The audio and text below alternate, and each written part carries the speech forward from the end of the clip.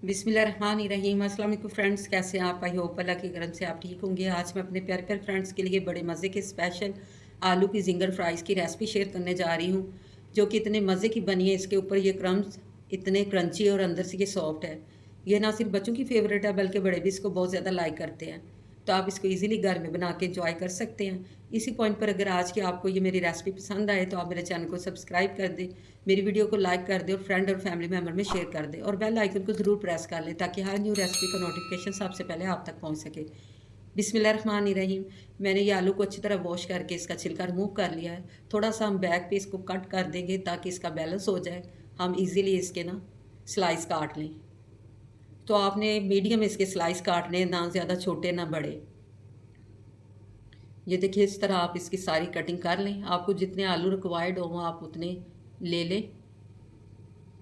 आपने ये कटिंग ज़रा इक्वल करनी है, फिर हमारी फ्राइज़ देखने में भी प्यारी लगेगी।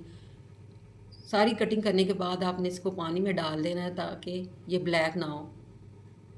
3-4 पानी आपने इसको अच्छी तरह वॉश करना है कि पानी हमारा बिल्कुल साफ़ हो जाए।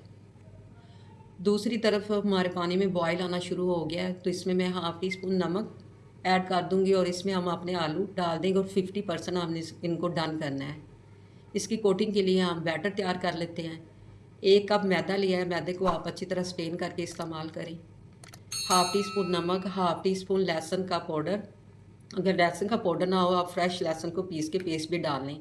Half tea spoon chicken powder और हाफ़ टी स्पून ना ऑरिगेनो हम इसमें यूज़ करेंगे। अगर है तो ठीक है, अदरवाइज़ आप स्किप भी कर सकते हैं। और 2 चुटकी आप येलो फूड कलर डाल लें।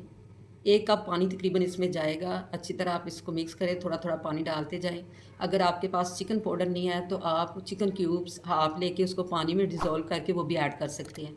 ये देखिए, इस तरह की थिकनेस होना चाहिए, यानी ये थोड़ा गाढ़ा होना चाहिए बैटर। आलू हमारे 50% डन हो चुके हैं। आपने इनको फुल कुक नहीं करना।